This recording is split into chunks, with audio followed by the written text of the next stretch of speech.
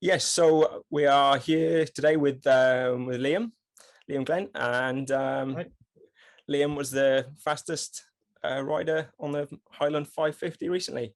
So just a little bit of info on the Highland 550. So it is a 550 mile or close to 550 mile self-supported off-road event where there was a mass start mass start probably loosely speaking, where you tackle a set route in the Scottish Highlands, and the HT stands for Highland Trail, so up in the Scottish Highlands.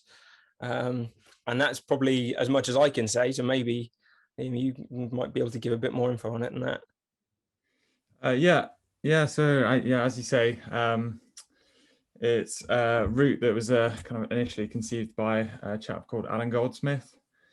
So it starts in Tyndrum, which those who've walked the West Highland Way will know where that is. But for those who haven't, it's about halfway between Glasgow and Fort William.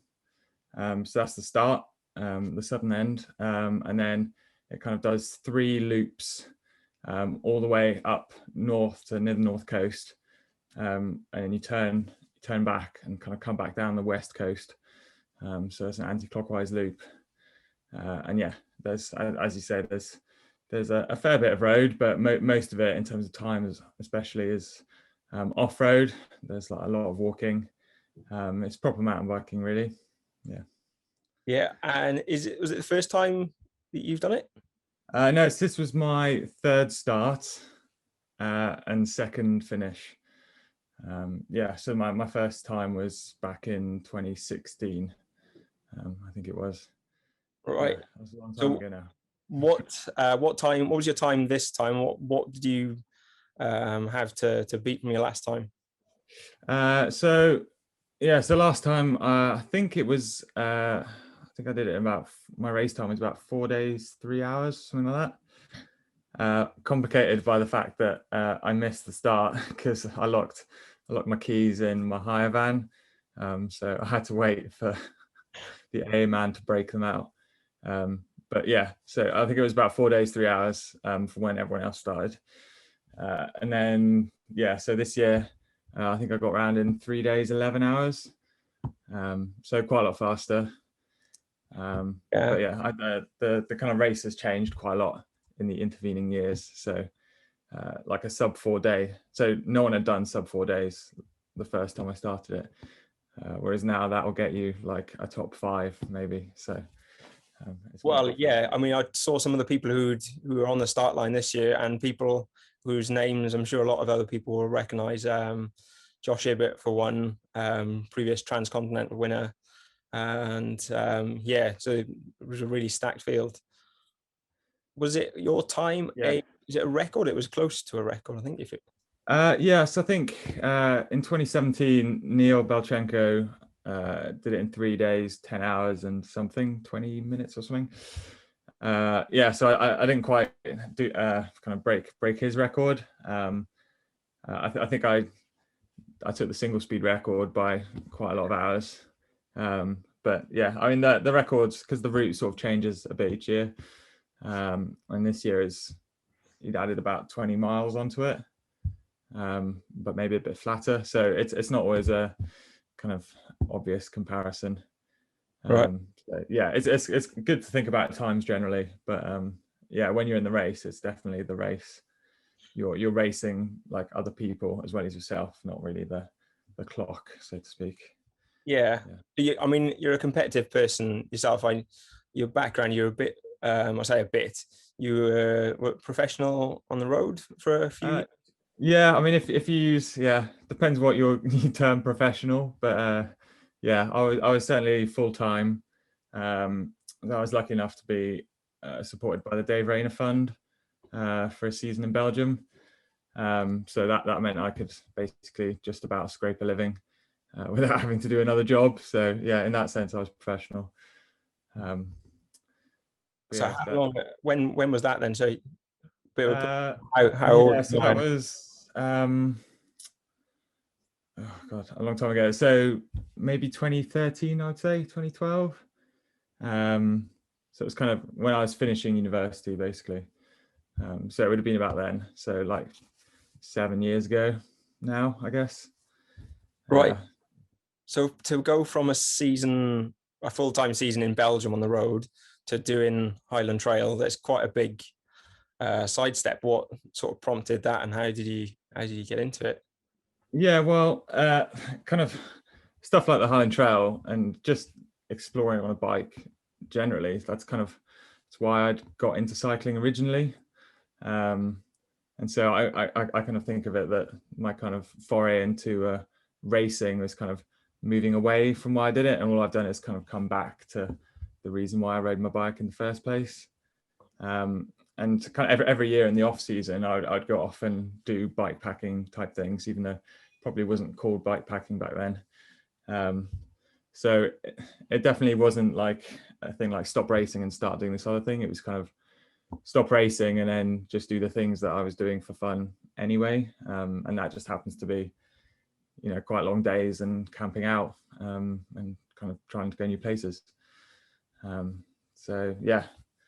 So it was about, it was 2 years after I was in Belgium that I did the Highland Trail for the first time. I'd done quite a few tours before then, but that was my first kind of race, which is a kind of different beast. Right. Yeah. And I think previously you worked with testing kit for Road.cc. I know you did something where you made handmade bags yourself. Yeah. Is that something you're still doing? You still make your own? Yeah, so not so much recently, but I have made bags on occasion. So the frame bag that I used this year on Highland Trail, so I made that a couple of years ago for a different bike, and it was the first frame bag I'd ever made. So it's best not to look too closely at it. It's definitely not a production item. But what's funny is I made that for my kind of previous rigid single speed bike. And it's kind of funny to see that on that bike it was a full frame bag, but then on my current Stooge there's space for a water bottle at the back, so it just shows the kind of trend in geometry, how much longer the bikes are these days. It's quite funny to think that it kind of fits totally differently.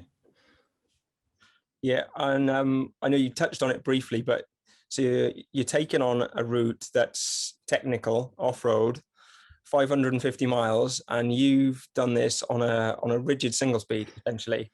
Want to give us a bit more info into your bike? Yeah, so it's not the obvious choice. I'll grant you that. I think the last two times I'd started, the race, I started on a full suspension kind of cross country style bike with gears, kind of what I would consider would be the ideal bike to do the route on. But yeah, I felt like I'd sort of done that. And yeah, for me, kind of the reason why you'd go back to a race that you've done before is to try and get a different experience out of it. And so, especially since especially in 2016, I had like such an amazing like experience out on the trail. And yeah, I didn't want to try and replicate that in some way. So instead I kind of decided to do it something totally different. I've been riding rigid single speed bikes kind of in winter for the last few years. So it wasn't like I'd kind of just jumped on it one day. And yeah, I think it must have been maybe at the end of last year when I first got the Stooge Scrambler, and started riding it more. And that kind of idea kind of came into my head that like, wouldn't it be cool to do Highland Trail on this bike instead? And yeah, I mean, it took hold from there really. And it was, I guess, an attempt to try and recapture, I guess, a bit of the novelty. So I wasn't sure if I'd even make it around when I was on the start line, which if I'd have ridden, my cross country bike, I wouldn't have had that sense of uncertainty, and I would have been in a different mindset. So I think that's why I started. That's why I chose to tried that bike really. It's not really a logical thing. It's just about, trying something new. Yeah, well, I think you might have just had the bike, but there was an event, Bare Bones 200, that we both did last Yeah, October, and I thought I'd set a good time, and then yeah. all of a sudden get all these Strava KOM notifications and find out that you've done it on a rigid single speed, which was your bike that you did it on for Highland Trail, which is, yeah, I mean, how do you even go about doing such a tough route on? I mean, is there any negatives? You've done it on both now. Yeah, I You find mean, I think it's just different. I mean, if I was pushed to say which is faster, I would say probably gears are faster, just because on the road sections or on the flat sections, you're putting quite a lot of effort in spinning out for not much return, and you're just sort of sitting there waiting for it to be over, thinking how much faster you'd be with gears. So there's definitely obvious bits like that where you are slower So on a single speed. do you know what your gearing? What was your gear? I'm sure you do know what it was. Yeah. So I was riding 34 on the front, and then 20 teeth cog on the back. So that's on a 29er with like a 2.2 rear tire. So since I started single speeding, all I ever used was one gear, which is 34/19. And so I thought I'd go one cog bigger for Highland Trail. So I did some single speed years ago, and sort of 2-to-1 was the ratio, and anything that you went, well, even that was hard. So I can't even imagine doing that. Like how, are there any potential advantages where you'd maybe carry less spares? Because there was someone I know who was doing it, which was Richard Rothwell, and he posted a picture of how many spares he was taking, which is a huge amount. And because the event is so technical, is there potentially an advantage there? Yeah, I think so. Just for peace of mind, if nothing else. Because apart from a spare derailleur hanger, and maybe a cable, I don't think I would carry anything different if I had gears. But just when you're pushing your bike through boulder fields, you can just not care.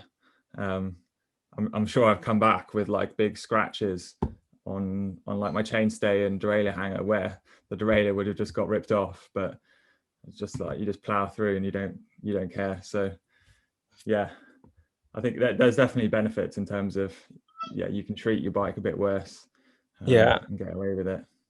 What hub were you using out of interest? It was I'm not sure actually, because I managed to like flat spot my rear wheel the week before, so that had a Hope hub, which I just got serviced and was like all ready for, confident in, and then I went out for my test ride and put a big dent in the rim. So for Highland Trail, luckily I managed to borrow a wheel off James Craven, and that's another guy who was riding, and it was like a nice Pacenti carbon wheel. It was much nicer than the wheel I had before, but I don't know what hub that was.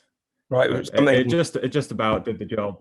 Yeah, it held up and it was reliable. Making some noises at the end, but much power go through it maybe. So I know also you do a bit of running, and is that something that you've always done? No, not really. I think I maybe started doing it in winter. Is the winter just on? Yeah, well, no, maybe a few years ago. Like working a full-time job. Kind of sometimes you just can't be bothered to faff. Like biking is a lot of faff in winter, with the kit and everything. And also, I don't feel like I can just go out for an hour's ride like that.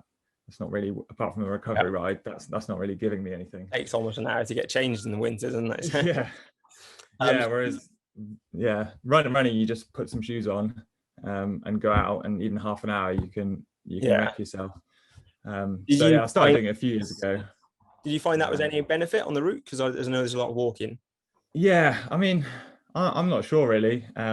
This year I basically just focused on running.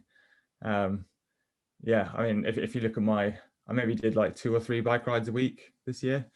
And the rest was all running, like six days a week running.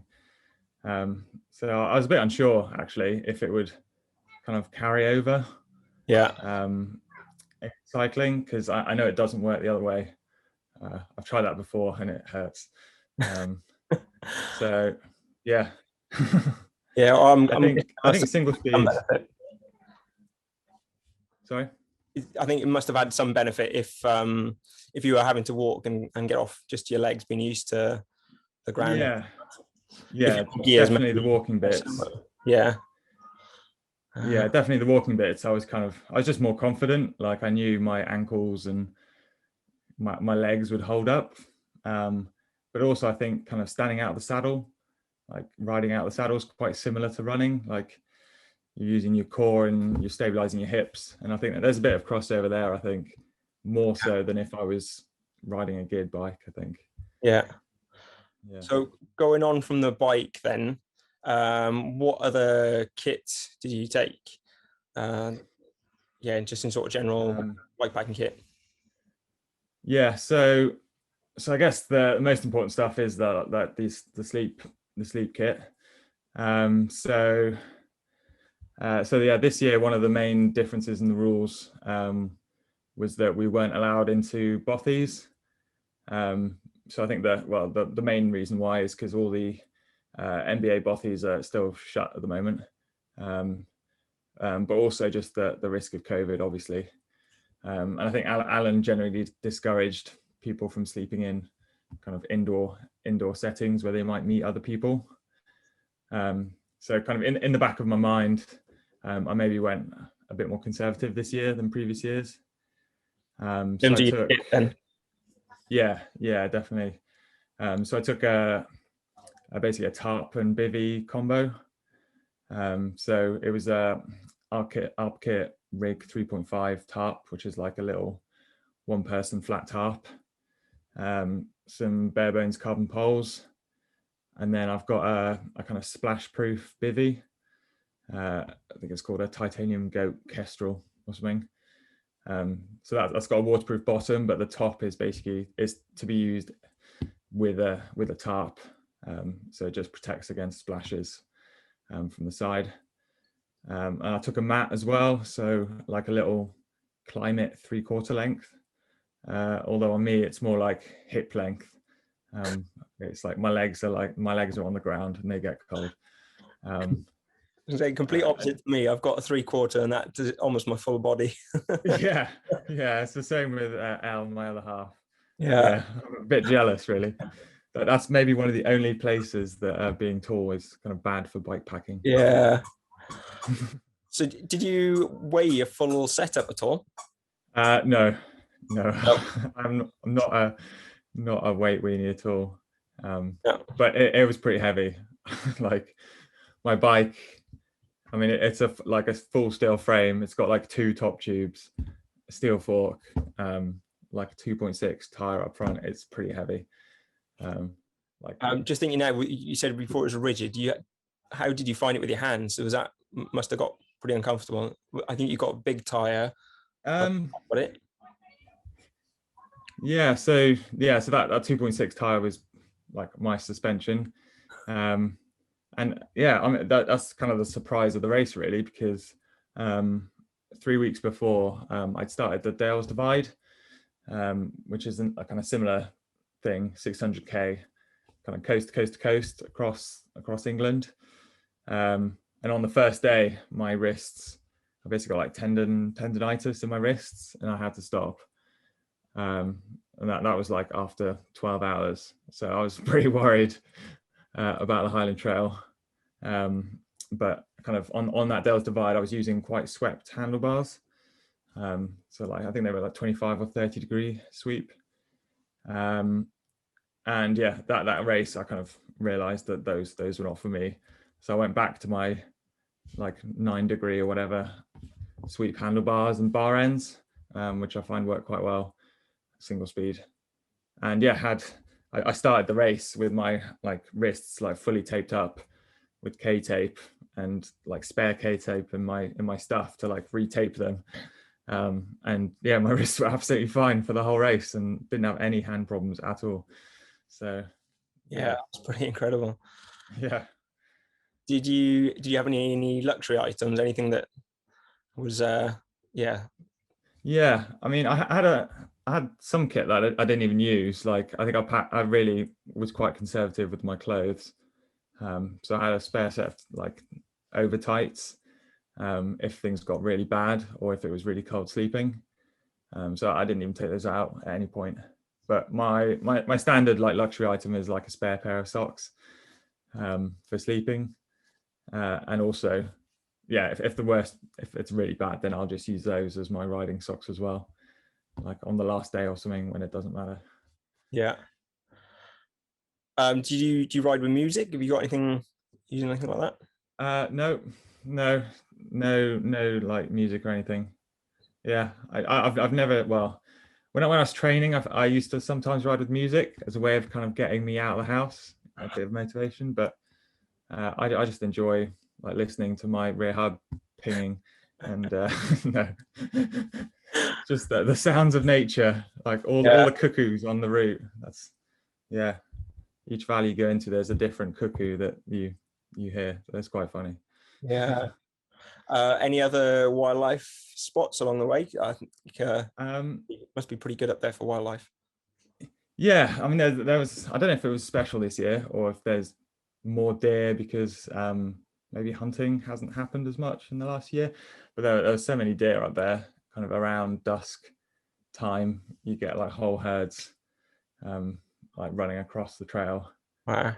I think if there's something else. Yeah, and there's, yeah, the odd sort of bird of prey.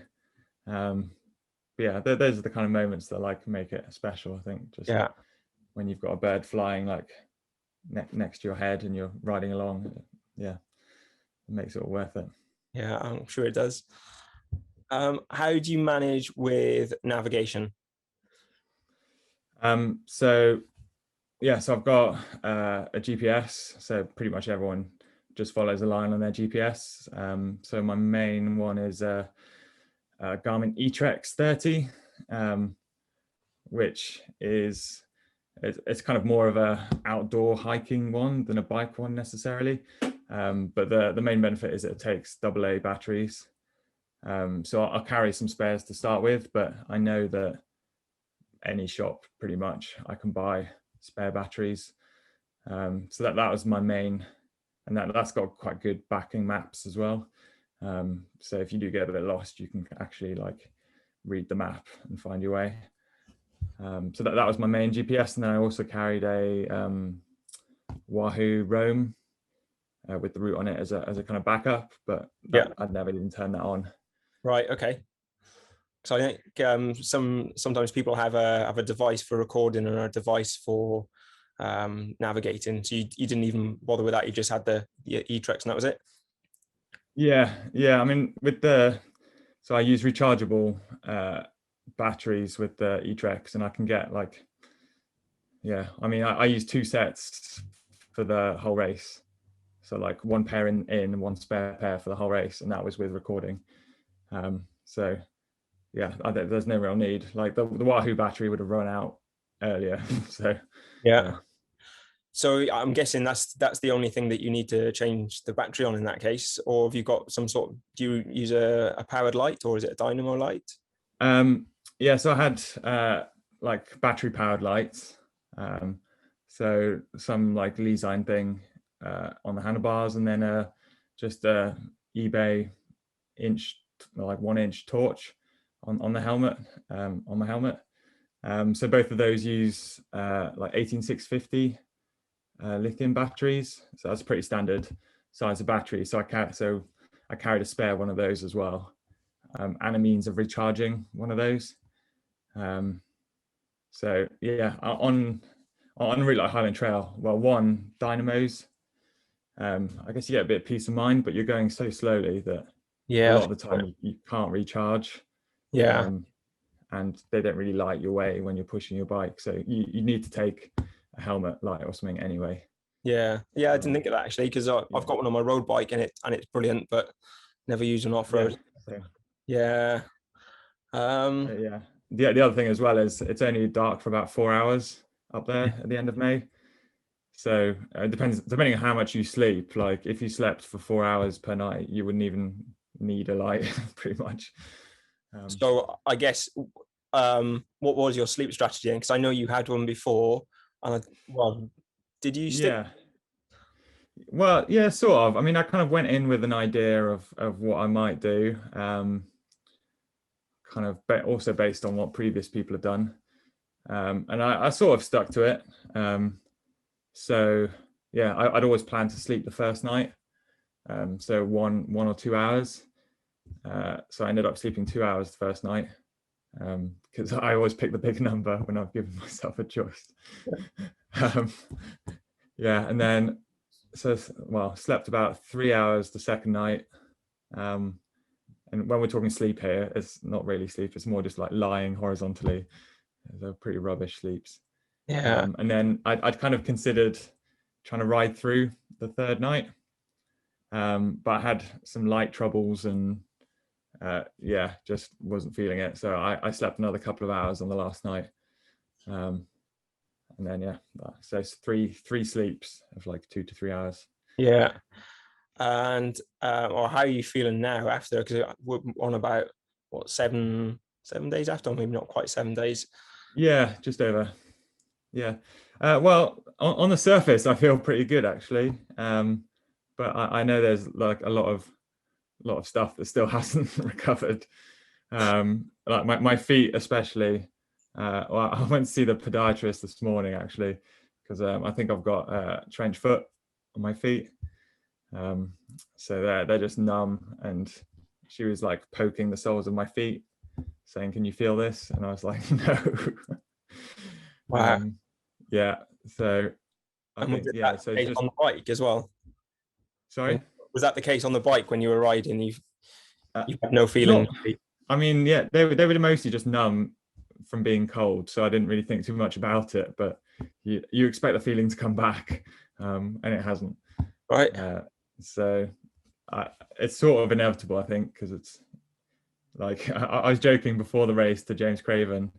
He was sort of asking me what to expect, and I said, "Well, expect your feet to get wet on an hour into day one, and then that's it. They're wet for the Yeah. rest of the race." And basically that's what happens. You go through your first like river crossing after like 3 miles, you have wet feet, and then you have wet feet for the rest of the event.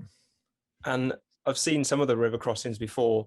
When the bad weather comes, they can be pretty deep. So what was the weather like, and what were the river crossings like? So the weather for the first 2 days was quite good. Like I was quite surprised. Um, I mentally prepared myself for a repeat of 2019 when it was awful. So yeah, I was loving the first 2 days, and then on the third day, we basically had 24 hours, I guess, of pretty consistent rain. But the rivers never got super high. So there's one river crossing on a section called Fisherfield. So it's a crossing of I think it's like the River Selga, and it's maybe, I don't know, 50 meters wide. Like it's pretty wide, and it's quite intimidating when you're standing on the edge, and there's like it'll take you like a minute to get across, just walking across. But it's quite shallow. Well, it's shallow, but it doesn't really flow there. There's like a sandbar, so that was kind of above my knee on that crossing. But yeah, I mean, I'm 6'3". Yeah. I think I've seen some pictures of people it's up to their waist and chest, which yeah, it's crazy. I mean, it's not even the most dangerous crossing because it's not really flowing at that point, but it just takes a bit of, yeah, you need, like, well, I find I need to take a bit of a pause before I before I go across there. Yeah. Well, you said it wasn't the worst. Which one did you find the worst? So I think the worst one this year was it was just before that actually. You kind of cross the same, or you cross a tributary to that river a bit further up, and it was just flowing so much faster. So that was kind of like much narrower, but sort of thigh deep, and you're kind of really having to brace to not fall in. So bike above your head kind of job. Yeah. Mentioned before about the bothies. Would you say, because you couldn't use them this year, was that in any way something that would encourage you to keep going? Because sometimes they can be, it's almost a lot of comfort being able to stop somewhere. Is that any benefit? Temptation. Yeah. I'm not sure, because I mean, I've never used a bothy on any of the Highland trails that I've done, even when they've been free to use. So I think, I don't know, I think if the weather's really bad, then yeah, you'd use them as an escape. But I think they're not the greatest for a kind of planned stop, unless you're like really out the front, because you just get woken up by other people if other people come in during the night.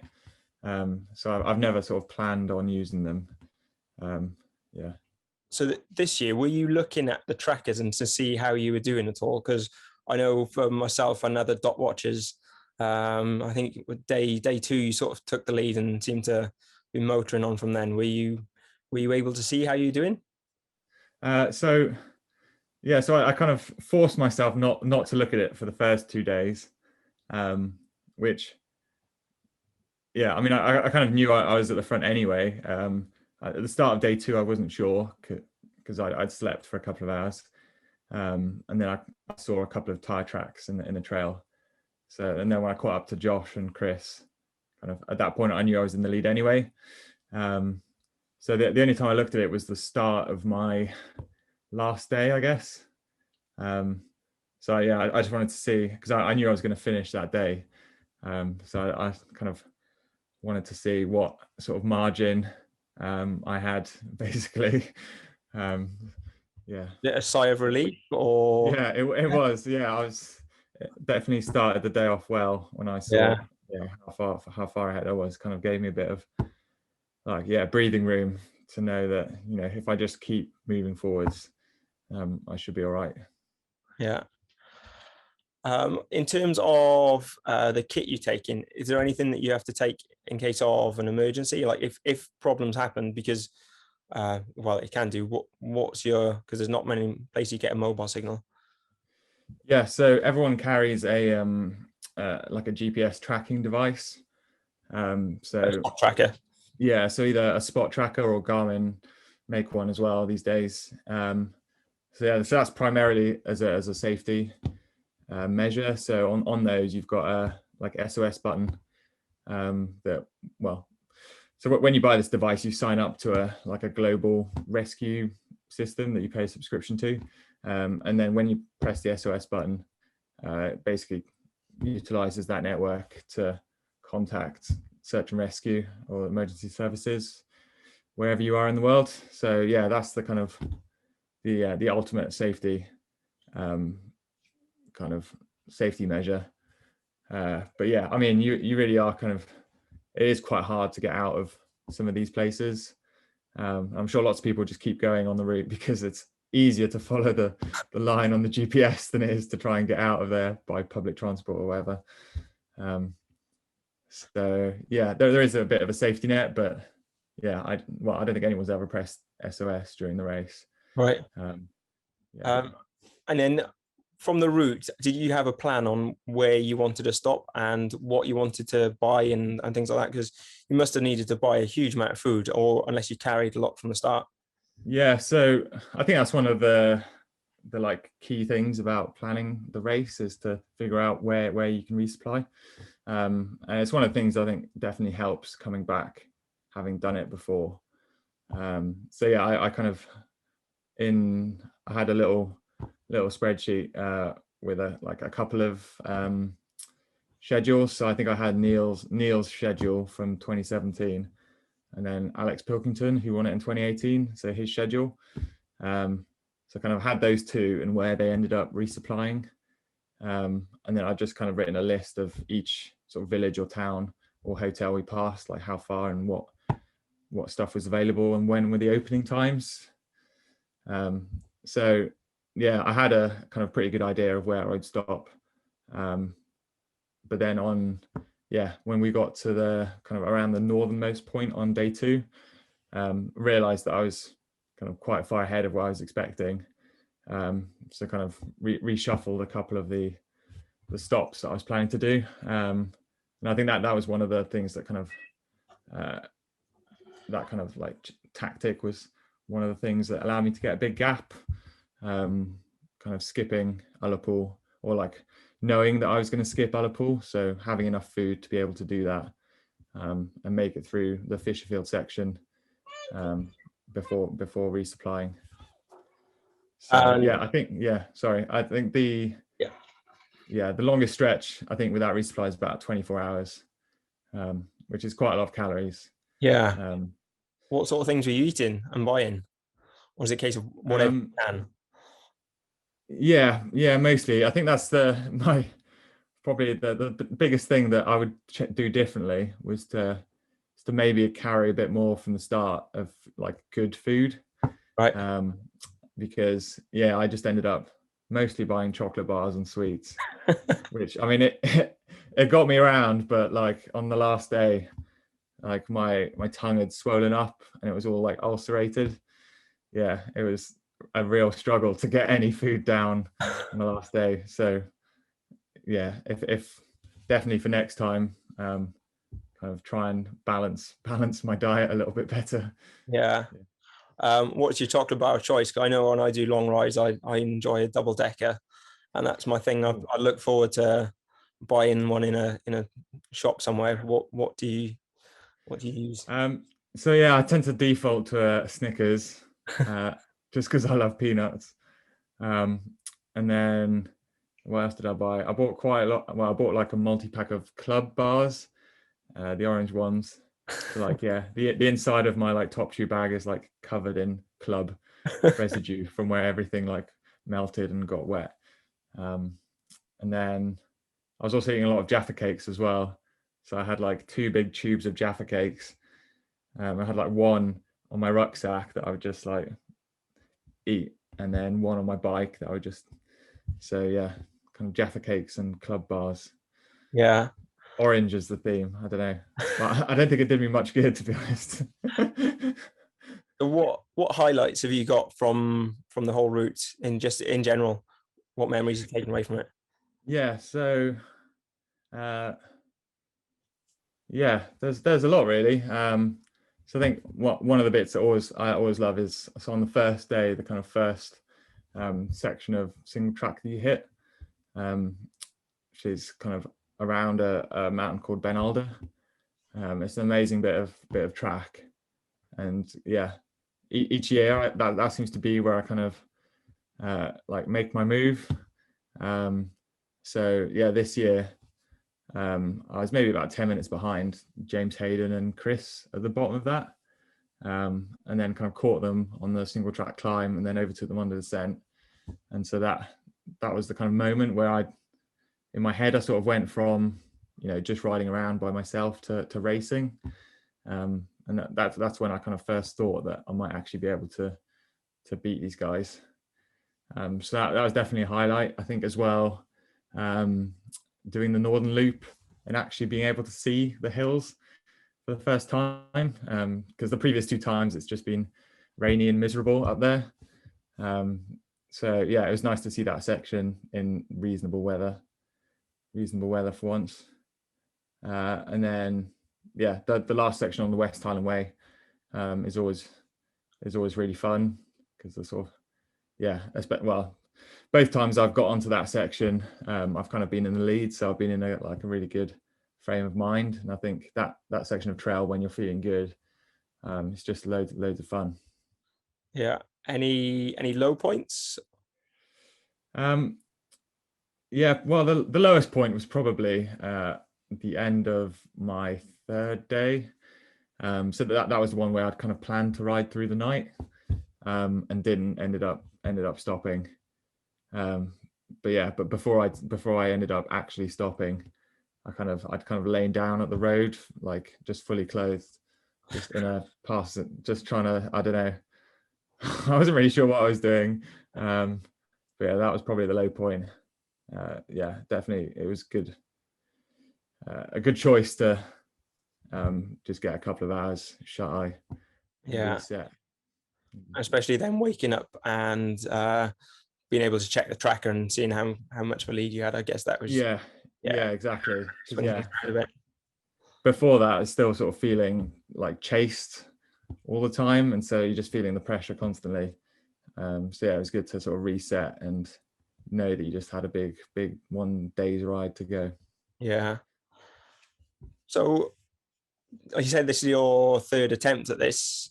Is that ticked off for the Highland Trail? And have you got anything else, like where Transcontinental or Tour Divide or any of the big events like that?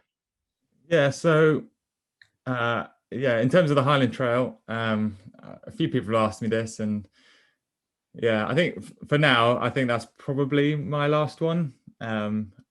But I'm not sure. I think, yeah, as I was saying at the start, kind of, I'd want to have a kind of different experience on it.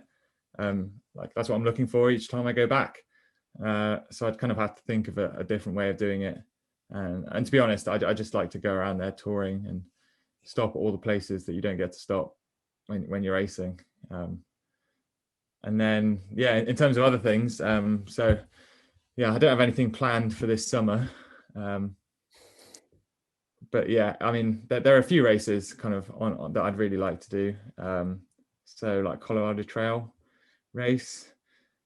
So I was on the start list for that 3 years ago, and I booked my flights and everything. And then about a month before, kind of my legs went numb. And still didn't diagnose it, but ended up not going. So I feel like that's one that's kind of at the top of the list for doing. Well, from what I know of Colorado Trail Race, it's one of the hardest, both elevation and technicality. So you must be you lean towards the more, basically the harder ones, Yeah, to finish. yeah. Well, I mean, I just I like the mountain biking bit of these races. Like every time on the Highland Trail that we hit road, I started falling asleep like instantly within about a minute. So yeah, I think definitely the ones that you'd ride for fun, kind of, as well as if it wasn't a race.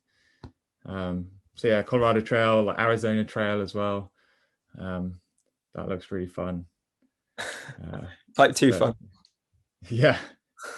Yeah, I don't know. I think fun is fast. That's how I feel anyway. When I'm enjoying it, I'm not thinking about everything that hurts. Yeah. Maybe back for bare bones 300. Now you've done the 200. Maybe. Yeah, probably. I'm allowed to do the 300 now. Yeah, same here. So, for people who are starting bikepacking, is there any tips or any advice that you would give them from all the experience that you've had now? Yeah. I mean, it's difficult. I think just get out there, really. Like even just from your own front door. I think, yeah, often, if you try and do something too big, chances are that you won't even do it at all. So yeah, you just kind of put yourself off before you even started. So the hardest thing is getting out of the door. So like even I like randomly go on like overnighters during the week or whatever, and it's actually really fun.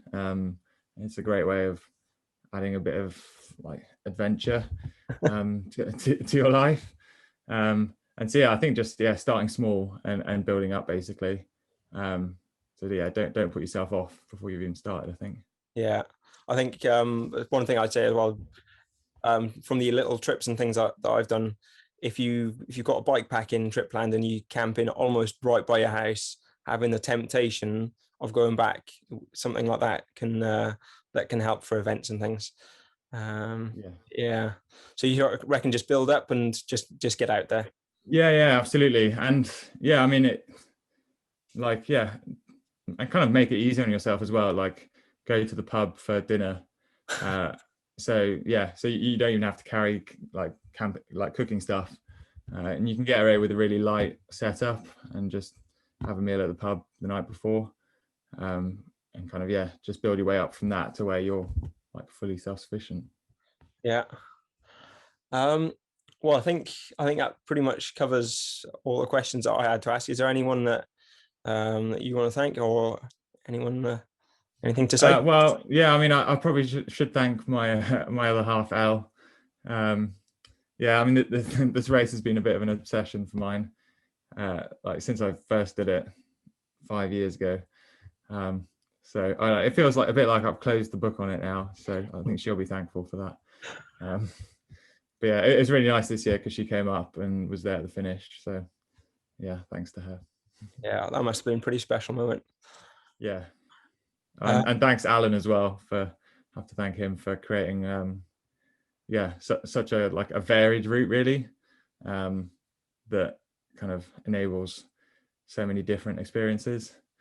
So like, yeah, I think everyone at the finish is just, no matter what's happened, is thankful that he's put something together they can try and push themselves on. Yeah, certainly. So I think I'll just say anyone who's attempted it, I take my hat off them, because you look at the pictures and everything. So well done to everyone who not just finished, but even started it, got themselves to the start line. Yeah, and Alan, like you say, Alan Goldsmith, who created what seems to be quite a devilish little route. Yeah. Yeah. Well, yeah, thanks, Liam. I really appreciate all the time and all the insight. And yeah, hopefully catch up with you soon. But probably, yeah, I don't think I'll be keeping up with you for any events. But yeah, hopefully see you guys soon. And well done again.